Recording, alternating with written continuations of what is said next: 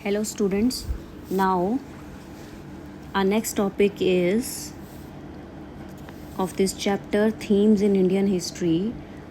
First book, Thinkers, Beliefs and Buildings. So here you can see how Buddhist texts were prepared and preserved. कि किस तरीके से Buddhist text को preserve और prepare करके रखा जाता था. तो द बुद्धास के जितनी भी टीचिंग्स थी वो प्रीच करते थे. He taught orally through discussions and debates. ठीक है. And men and women attended these discourses and discussed what they heard. तो जितने भी मतलब मैन हैं, वुमेन हैं, ठीक है, ये सारे इकट्ठे क्या करते थे, इनको सुनते थे, उनके प्रवचनों को, उनकी टीचिंग्स को, उनके आइडियाज़ को सुनते थे और डिस्कस करते थे, जो भी वो सुनते थे. So none of the Buddha speeches were written down during his life time. तो उनकी लाइफ टाइम के दौरान ही कोई भी मतलब उनकी स्पीचेस के बारे में दैट टाइम तो नहीं लिखा गया, जब तक वो मतलब जीवित थे, हम ये कह सकते हैं. बट क्या था, after his death his teachings were compiled by his disciple at a council of elders और सीनियर्स मोक एट वैशाली. ठीक है. वैशाली पुराना नाम है, now Vaishali which is in present day is in Bihar. ठीक है. तो उनकी डेथ के बाद उनकी टीचिंग्स को उनके डिसाइपल्स जो उनके स्टूडेंट्स हैं उनके द्वारा इसको कंपाइल किया गया और एक एल्डर्स और सीनियर्स की एक काउंसिल बनाई गई. उसमें मतलब क्या होता था, मोंक्स होते थे, ठीक है, जो भिक्षु वगैरह होते हैं वो होते थे, और वैशाली में वहाँ पर काउंसिल बनाई गई. ठीक है. तो वहीं पर इनकी टीचिंग्स को कंपाइल किया गया. और किसने किया कंपाइल? उनके ही शिष्यों ने. So these compilations were known as Tipitaka. ठीक है. उनको क्या बोला गया? Tipitaka. So literally 3 baskets to hold different types of test. ठीक है. जिसको बोला जाता था 3 basket to hold different types of test, मतलब 3 बुक्स. ठीक है, ये कह लो. तो तिपिटिका उसको वर्ड दिया गया. And they were first transmitted orally and then written and classified according to length as well as a subject matter. और इनको ट्रांसमिट किया गया orally, मतलब orally लोगों को बताया गया. ठीक है. फिर उसको राइट डाउन किया गया एंड देन उसको उसकी लेंथ और सब्जेक्ट मैटर के अकॉर्डिंग उनको त्रिपिटका में क्लासीफाई किया गया. ठीक है.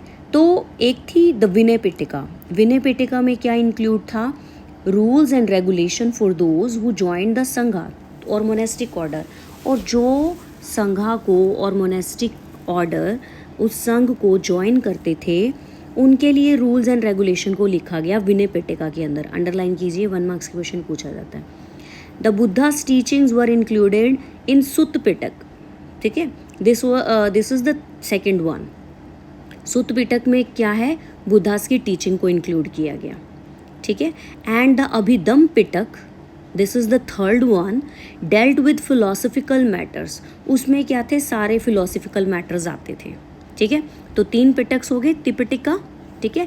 First is Vinaya Pitaka, second is Sutta Pitaka and the third one is Abhidhamma Pitaka. So each Pitaka comprised a number of individual text. तो हर एक पिटक के अंदर कई सारे ग्रंथ होते थे, we can say. Later commentaries were written on these text by Buddhist scholars. और बाद में बुद्धिस्ट स्कॉलर्स के द्वारा उस पर कुछ कमेंट्रीज भी एड ऑन की गई. As Buddhism travel to new region such as Sri Lanka, other text such as Dipavamsa, it's Dipavamsa, literally the chronicle of the island, and Mahavamsa, the great chronicle were written. अब क्या था बुद्धिस्ट का? आपको पता ही है कि बुद्धिज़्म को पहले हमने प्रीवियस चैप्टर में पढ़ा था कि अशोका के द्वारा उसको प्रोपेगेट किया गया.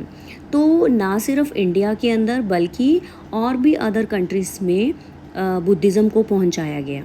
तो ये बुद्धिज़्म ट्रैवल कहाँ तक किया? श्रीलंका तक भी गए. वहाँ पे उनके टेक्स्ट, अदर टेक्स्ट जैसे हम बात कर रहे हैं दीपवंश एंड महावंश, इनको भी लिखा गया. Containing regional histories of Buddhism. इसमें हिस्ट्रीज ऑफ बुद्धिज़्म गिवन थी, ठीक है। So many of these works contain biographies of the Buddhas, और कईयों में बुद्धा की बायोग्राफीज भी थी। तो some of the oldest text are in Pali while later composition are in Sanskrit. तो कुछ ओल्डर टेक्स्ट ऐसे थे बुद्धा के टीचिंग्स के ऊपर और उनकी बायोग्राफी के ऊपर जो कि पाली लैंग्वेज में लिखे गए। बाद में इनको संस्कृत लैंग्वेज में इसको कंपोज किया गया। When Buddhism spread to East Asia, ठीक है, जब वो ईस्ट एशिया वाली साइड फैला, pilgrims such as Fayan, Zhuangzhang traveled all the way from China to India in search of texts। तो ये जो दोनों चाइनीज़ पिलग्रिम थे, ये चाइना से लेकर इंडिया तक इनके टेक्स्ट की तलाश में इन्होंने हर जगह ट्रैवल किया। And these they took back to their own country, और फिर उसके बाद बुद्धा के ही टेक्स्ट को ये अपनी कंट्री में ले गए, where they were translated by scholars, और जहाँ पर उनके स्कॉलर्स के द्वारा इनको ट्रांसलेट किया गया, मतलब उनकी लैंग्वेज में ट्रांसलेट किया गया। जैसे संस्कृत है, संस्कृत को जब संस्कृत टेक्स्ट को, बुद्धा के संस्कृत टेक्स्ट को जब चाइना लेके जाया गया तो वहाँ पे चाइनीज़ में उनके स्कॉलर्स ने उनको ट्रांसलेट किया। Indian Buddhist teachers also travel to faraway places carrying texts to disseminate the teaching of Buddha। Even Indian Buddhist teachers भी, उन्होंने भी दूर दराज के एरियाज़ में ट्रैवल किया ताकि बुद्धास के जितने भी टेक्स्ट हैं उनको, उन सारे टेक्स्ट को जिसमें बुद्धा की टीचिंग लिखी हुई है, उन सबको वो प्रोपेगेट कर सके, उनका प्रसार कर सके, उनको स्प्रेड कर सकें, right. So Buddhist texts were preserved in manuscript for several centuries in monasteries in different part of Asia। तो बुद्धिस्ट टेक्स्ट को प्रिजर्व किया गया, ठीक है, मैन्यूस्क्रिप्ट लिखी गई काफ़ी सेंचुरीज तक हम देखते हैं in different parts of Asia. Modern translations have been prepared, जो कि लिखे गए पाली लैंग्वेज में, Sanskrit, Chinese and Tibetan language में लिखे गए।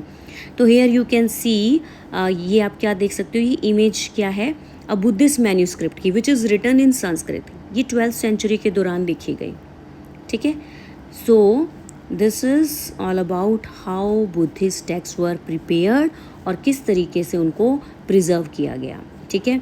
इसमें जो 3 पिटक हैं इनका ध्यान रखना है, ये 1 मार्क्स के क्वेश्चन में पूछे जाते हैं। उन तीनों पिटक्स के नेम आपको पता होने चाहिए, किस पिटक में क्या क्या इंक्लूड है ये आपको पता होना चाहिए। Clear.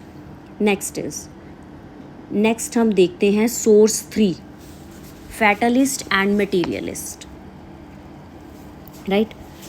Fatalist and materialist, so this is a source. So here is an excerpt from the सुत पिटक, सुत पिटक से लिया गया। अब सुत पिटक में क्या था, सुत पिटक में बुद्धास की टीचिंग इंक्लूड थी, ठीक है। तो उसमें डिस्क्राइब किया गया, एक कन्वर्सेशन थी between Ajatashatru and the ruler, जो कि रूलर थे मगधा के, एंड द बुद्धा, ठीक है। इनकी कॉन्वर्सेशन इसमें थी। तो किसके ऊपर थी, फैटलिस्ट और मटीरियलिस्ट। फैटलिस्ट कौन होते हैं और मटीरियलिस्ट कौन होते हैं ये आपको अभी पता चलेगा। So on the occasion of king Ajatashatru visited the Buddha, ठीक है। एक दिन, एक ओकेजनली, मतलब एक दिन अजातशत्रु जो किंग थे मगधा के, वो बुद्धा के पास पहुंचते हैं and describe what another teacher named Makhali Ghosala had told him, ठीक है। तो मखाली घोसला जो भी उनसे कहते हैं उसके बारे में बात करते हैं। तो बात क्या होती है, though the wise should hope by his virtue, by this penance I will gain karma, sorry. तो and the fool should by the same means hope to gradually rid himself to his karma, neither of them can do it। तो यहाँ पे कर्मा की बात की गई है कि चाहे कोई कितना भी वाइज क्यों ना हो, अपने गुणों से, अपने सद्गुणों से, चाहे वो तपस्या कर ले, ठीक है, कर्मा को गेन करने के लिए कुछ भी करे। एंड अगर फूल की बात करें, फूल भी चाहे सेम चीज़ करे, ठीक है, hope to gradually rid himself of his karma, कि अपने कर्मों से बचा जा सके।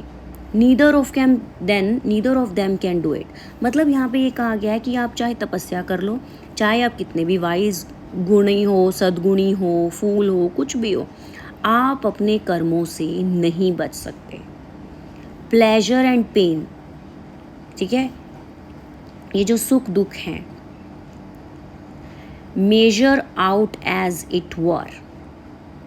तो ये can not be altered in the course of संसार. तो इसमें संसार के कोर्स में हम इसको चेंज नहीं कर सकते. ये हमें जो हमारे सुख दुख हैं ये हमें माप कर दिए गए हैं.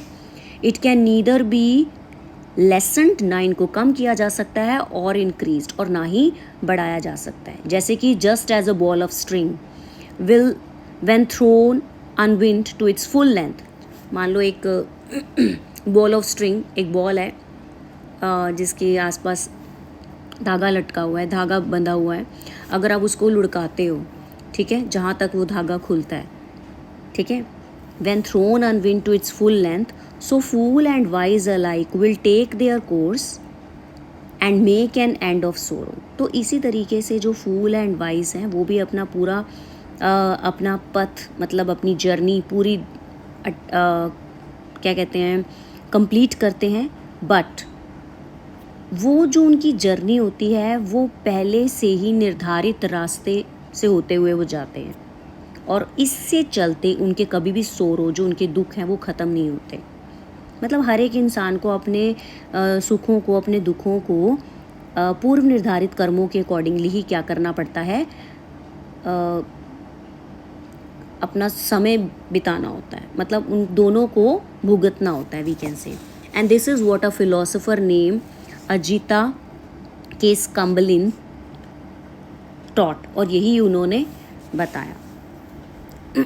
सो there is no such thing o king. तो वो कहते हैं कि एन एल्म्स और सेक्रीफाइस, जो दान है, सेक्रीफाइस है और ऑफरिंग है, there is no such thing as this world और द नेक्स्ट. ऐसी कोई चीज़ नहीं है जो आपको इन चीज़ों से बचा सके. A human being is made up of 4 elements.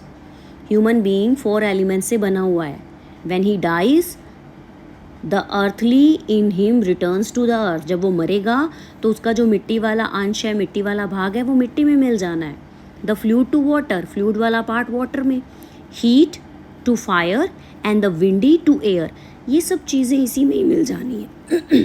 और जो उनकी सेंसेस हैं that pass into space. The talk of gifts is a doctrine of fool. तो उन्होंने क्या बोला है कि गिफ्ट्स की अगर हम बात करें तो ये तो बिल्कुल ही फूल की द्वारा की गई बातें हैं. It's a foolish thing, an empty lie, खोखला झूठ है ये. Fools and wise alike are cut off and perish. चाहे वो फूल है चाहे वाइज है, उनको तो मतलब एंड में पैरिश होना ही होना है, मरना ही है. दे do not survive after that. Death के बाद वो सर्वाइव थोड़ी ना करेंगे. सो जो हमने इतनी सारी स्टेटमेंट्स अभी हमें पढ़ी ऊपर से लेकर नीचे तक, वो हमें क्या बताना चाह रही हैं. जो फर्स्ट टीचर है, they are belong to the tradition of Ajivika. वो आजीविका परंपरा से थे. They often been described as fatalist. उनको फैटलिस्ट कहा गया. ठीक है, फैटलिस्ट कौन से थे? जो कि आजीविका ट्रेडिशन, आजीविका मत से बिलोंग करते थे. अब आजीविका वाले कौन थे? वही कि जो सुख और दुख हैं वो ऑलरेडी हमें माप कर दिए गए हैं, वो पूर्व निर्धारित हैं. तो हमने मतलब हम इस संसार से, चाहे हम तपस्या कर लें, चाहे हम कुछ भी कर लें, हम अपने कर्मों से छुटकारा नहीं पा सकते. क्लियर?